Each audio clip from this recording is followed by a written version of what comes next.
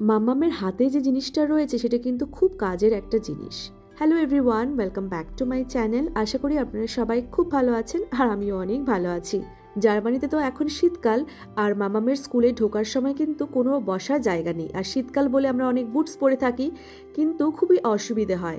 ওই যে লাঠিটা দেখলেন মামামের হাতে, ওটা কিন্তু বুটসের মধ্যে ঢুকিয়ে টেনে রাখা যায়, তারপর আরামসে পাটা ঢুকানো যায় ওর মধ্যে। চলুন এবার ভেতরে যাই, দিয়ে এখানে মামামকে ওর যে আউটডোর ড্রেসগুলো সেগুলো চেঞ্জ করি, আউটডোর শুগুলোও চেঞ্জ করি, দিয়ে সমস্ত কিছু ইনডোর পরাই।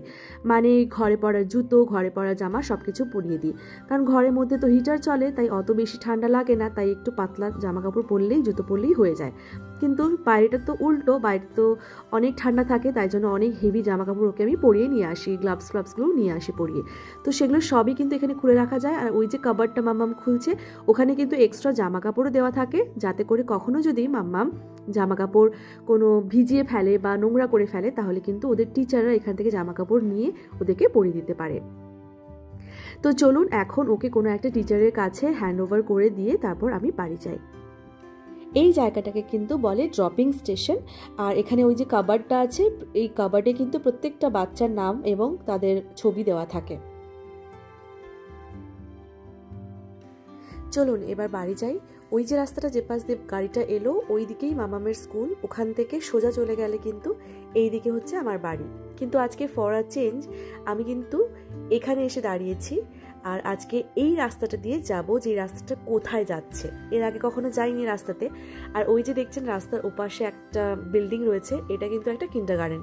এখানে কিন্তু আমরা চান্স পাইনি। যখন প্রথমবার জার্মানিতে এসেছিলাম তখন সব বন্ধুরা বলেছিল যে জার্মানিতে কিন্ডারগার্টেনের প্রচুর ক্রাইসিস, মানে একটু ওয়েটিং পিরিয়ড বেশি সময় লাগে পেতে। কিন্তু লাকিলি আমি পেয়ে গেছিলাম একটু দূরে আমার বাড়ি থেকে, বাট হলে কি হবে, আমি পেয়ে গেছি। যাই হোক, এটা হচ্ছে আমার সবসময়ের সাথী। আর এখানে তো একটা চেয়ার রয়েছে, আপনারা জানেনই। আর এটা হচ্ছে সিট বেল্ট, যেটাতে মামামকে আমি বসিয়ে বেঁধে দিই। তো চলুন এখন যাওয়া যাক, আর এই রাস্তাটা কোথায় যাচ্ছে আর আলটিমেটলি বাড়ি পৌঁছতে পারছি কিনা আপনাদের সাথে শেয়ার করব। আর আজকে জানেন তো ভীষণ সুন্দর একটা সকাল।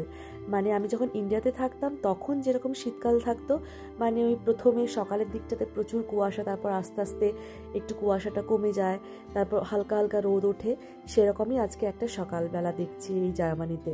তো খুবই ভালো লাগছে, মুডটাও ভালো আছে। চলুন এবার অনেক কথা হয়ে গেছে, যাই এবার। তো ফাইনালি আমি চলে এসেছি আমার চেনা রাস্তাতে। আমি যদি চিরাচরিত রাস্তা দিয়ে আসতাম তাহলে সোজা আসতাম, আর আমি নতুন রাস্তা দিয়ে এলাম, তাই এই লাল গাড়িটা যে পাশ দিয়ে এলো সেই পাশ দিয়ে এলাম।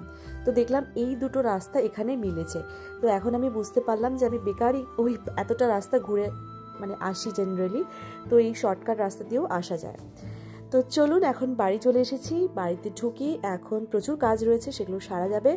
আর আপনাদের সাথেও দেখা হবে নেক্সট একটা ভিডিওতে, কারণ আমি ভিডিওটা এখানেই শেষ করছি। টাটা।